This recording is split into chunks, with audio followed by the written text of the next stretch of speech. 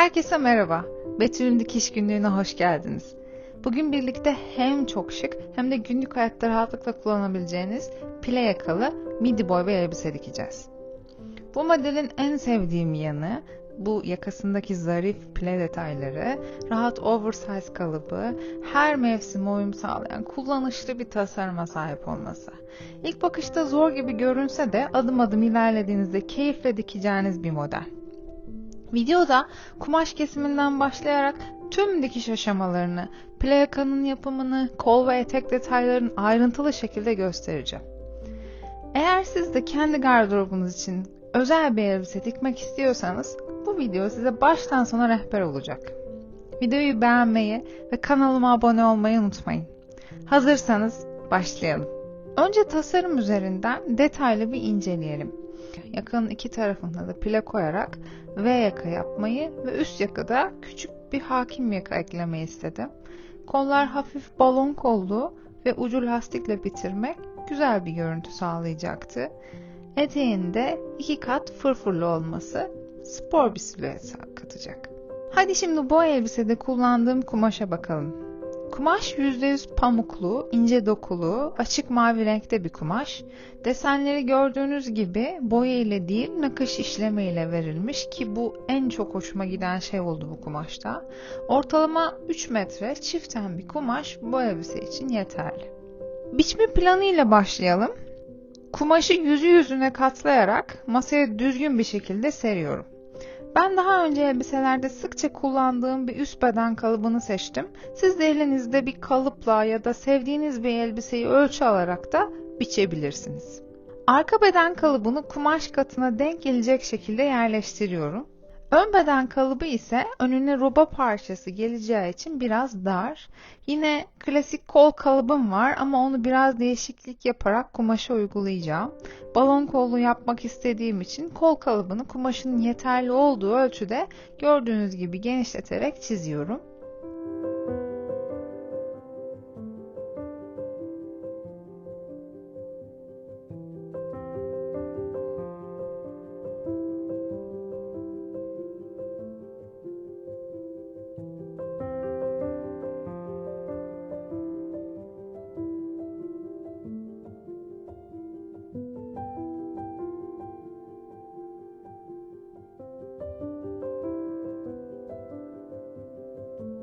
Sonra pay vererek kesiyorum.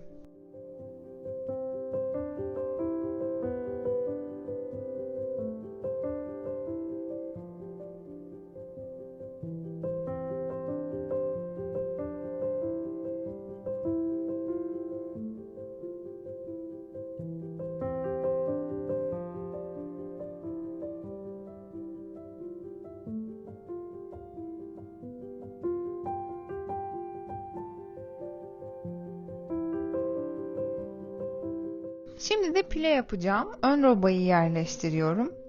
Elinizde buna benzer kalıp yoksa ekran görüntüsü alıp büyüterek kullanabilirsiniz aslında.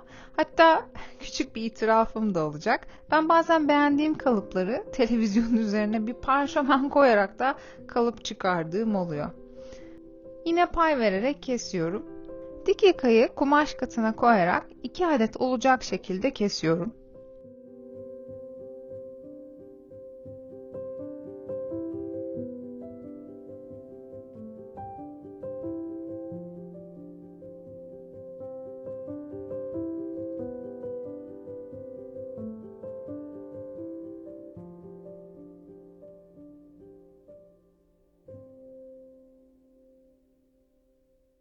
Elbise üst bedeni için hazırladığım parçalar bu şekilde.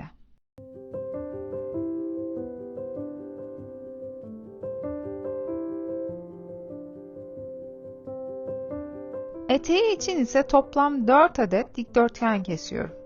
2 adet 33'e 80 santim ve yine 2 adet 58'e 120 santim boyutlarında. Pileleri rahat uygulayabilmek için kalıptaki çizgileri kumaşa aktarıyorum.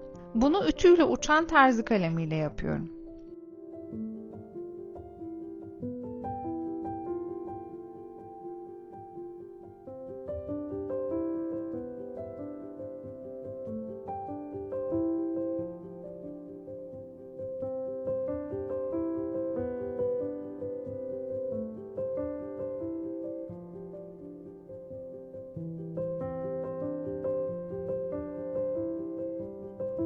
Ön robadaki pileler için çizdiğim çizgi üzerinden katlıyorum ve el ütüsü ile pile yerini belli ediyorum.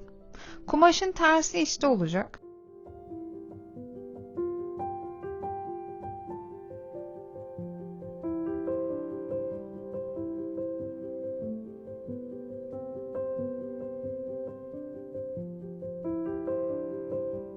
Üzerini de elle dikiyorum.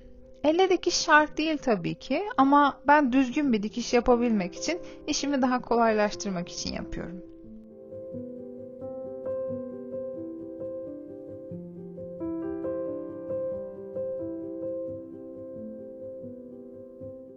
Tüm çizgileri katlayarak ve elle dikerek 5 adet pile oluşturuyorum. Bu pilelerin üzerinden dikiş geçeceğim.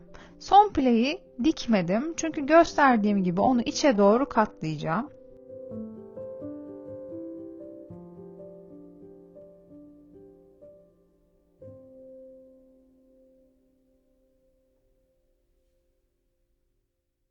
Her iki pile parçası da bu şekilde.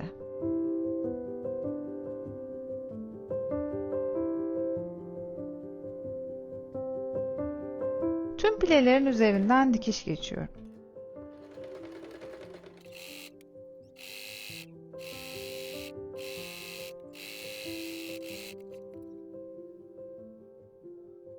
Sonra dikişlerin üzerinden güzelce ütülüyorum. Yan roba kenarına doğru ütülemeye dikkat ediyorum. Robanın yan kenarını içe katlayıp ütülüyorum.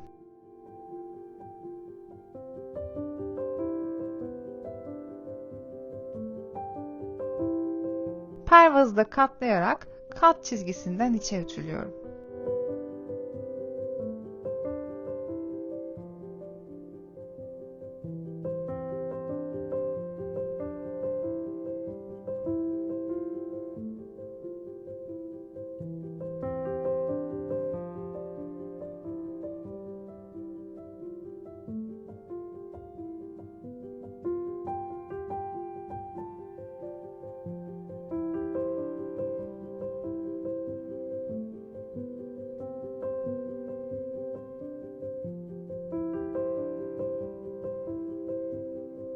Pervazını kıvırdığım yerden ön parçayı ortaya alarak iki pilenin üzerine elle dikiyorum.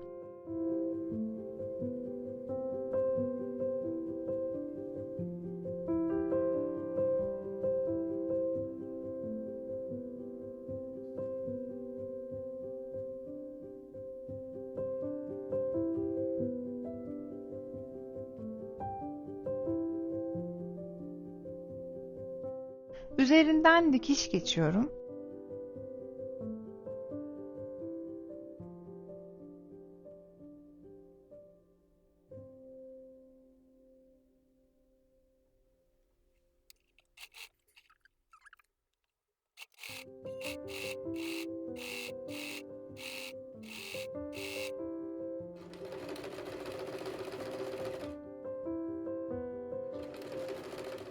Bu şekilde pileli ön robayı ve ön parçayı birleştirdim. Arka parçayı alıyorum ve ön parçaların üzerine yerleştiriyorum ve omuzlardan oturtuyorum.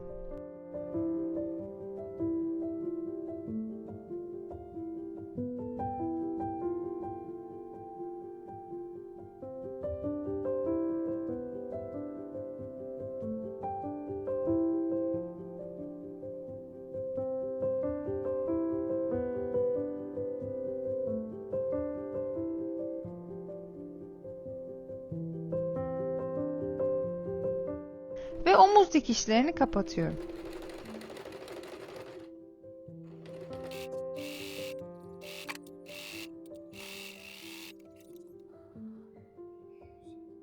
Dikiş paylarına overlock çekiyorum.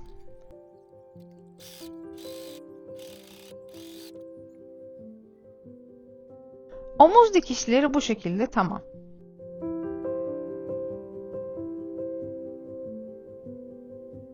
Dik yakanın bir parçasını ütü ile tele yapıştırıyorum.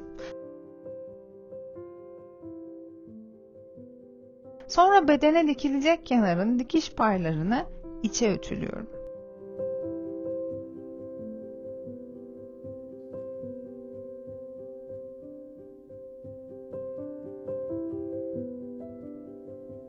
Yaka parçalarını yüzü yüzüne üst üste koyuyorum ve kenarlardan tutturuyorum.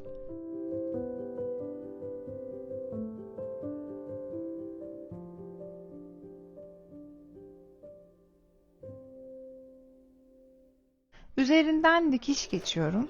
Dikişten sonra yakayı düze çevirip ütülüyorum.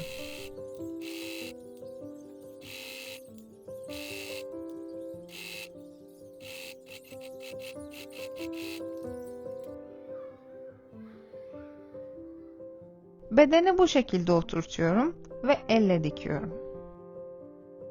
Sonrasında gösterdiğim yerden dikiş geçiyorum.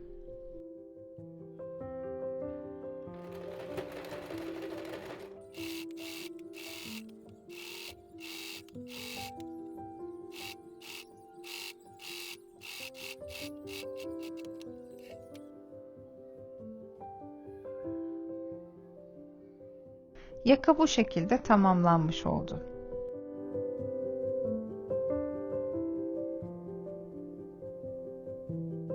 Kol parçalarını alıyorum ve kol evlerine uygun şekilde oturtuyorum.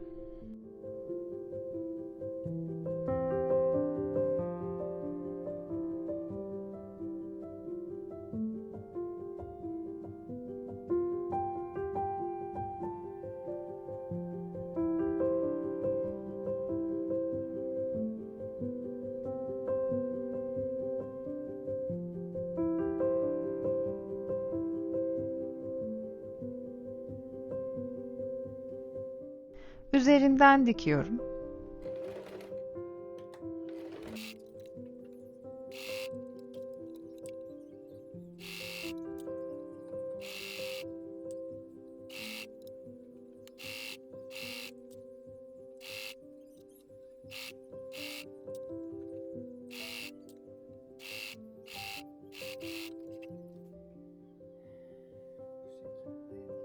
Dikiş paylarını overlock çekiyorum.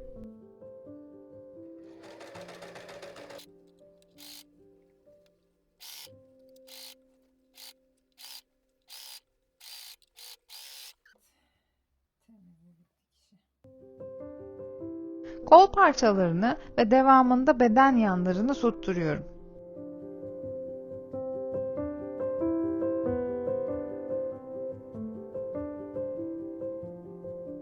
Dikişleri kapatıyorum.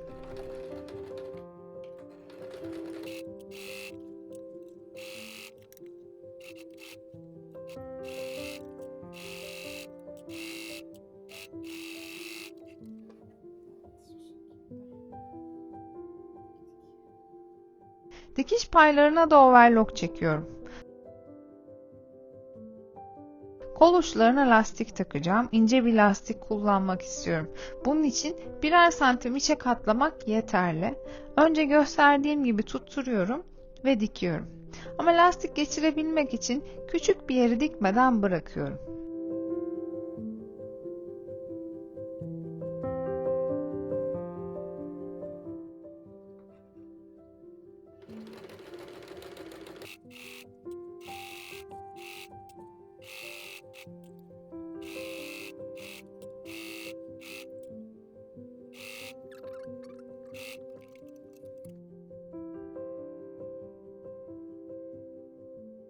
Bir tel toka yardımıyla kol ölçüme göre kestiğim lastiği oyuktan geçiriyorum.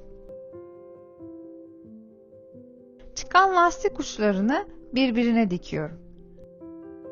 Lastiği içe alıyorum ve açıklık bıraktığım yeri uygun şekilde katlayarak dikiyorum. Ve kol ucunu da tamamlamış oluyorum. Tüm bu aşamaları diğer kol için de yapıyorum. Üst bedeni tamamlamış olduk ve sıra geldi eteğe. Üst etek parçalarını üst üste koyarak her iki yanından da dikiyorum. Sonrasında büzebilmek için üst kısmından dikiş geçiyorum.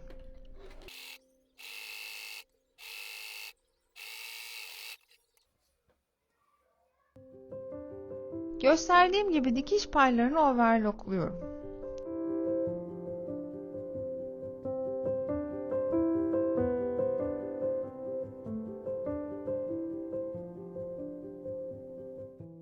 Üst dikişin alt ipliğini çekerek elle büzüyorum.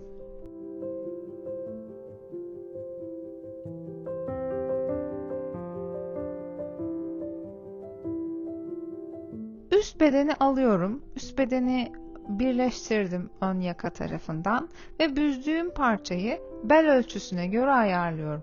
Sonra pileleri eşit bir şekilde dağıtarak oturtuyorum.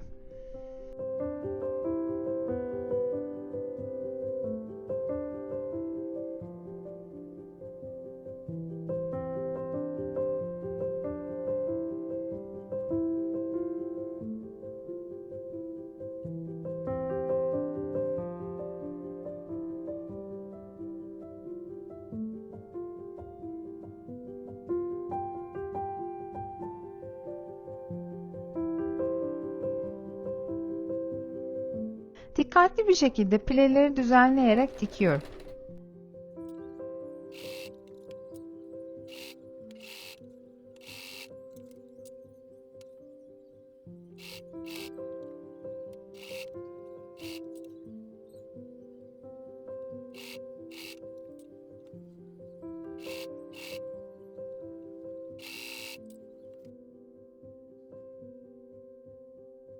Üst bedene eteği bu şekilde diktim.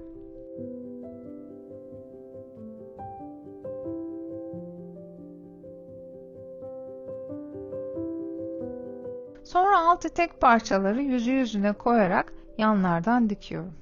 Aynı üst parçada yaptığım gibi alt parçada da üst kısmından büzgü için dikiş geçiyorum. Dikiş paylarını overlock çekiyorum. Büzgülerin eşit olması için orta noktalara işaret koyuyorum ve alt ipliği çekerek kumaşı büzüyorum.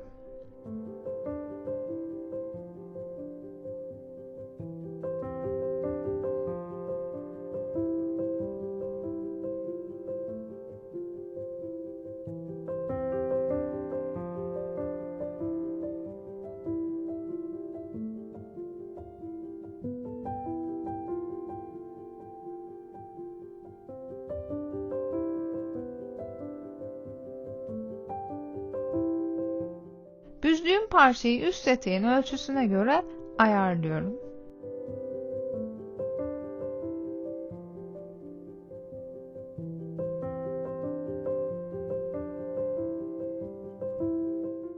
Dikişleri kapatıyorum.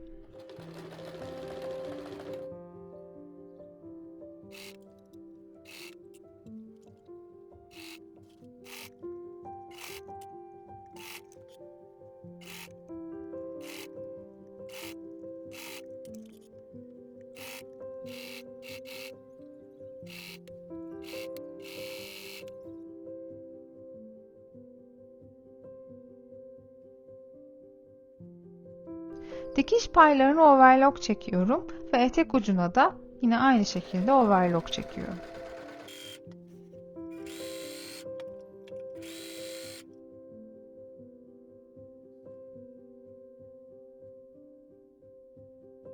Etek dikişleri bu şekilde oldu. Etek ucuna da yarım santim olacak şekilde kıvırıyorum.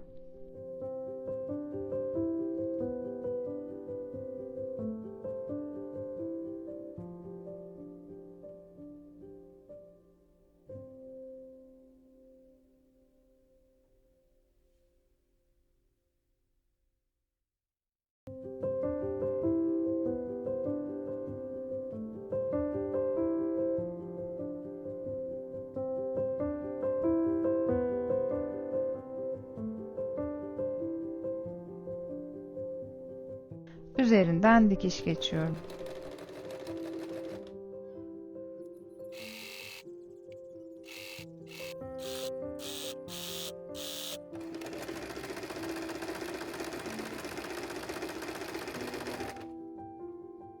Ve pile yakalı midi boy elbisemiz hazır. Ben sonuçtan çok mutluyum. Umarım siz de beğenmişsinizdir. Dilerim pile yakalı bu elbiseyi dikerken sizlere faydalı olabilmişimdir. Aklınıza takılan herhangi bir soru olursa yorumlarda benimle paylaşmayı unutmayın. Elimden geldiğince hepsini yanıtlamaya çalışıyorum. Eğer bu videoyu beğendiyseniz beğen tuşuna basmayı, kanalıma abone olmayı ve yeni videolardan haberdar olmak için bildirim zilinizi açmayı unutmayın. Beni Instagram'dan da takip ederek diktiğiniz elbiseleri benimle paylaşabilirsiniz. Unutmayın, dikişte önemli olan kusursuz olmak değil, her projede yeni bir şey öğrenmek. Bir sonraki videoda görüşmek üzere. Sevgiyle kalın, hoşça kalın.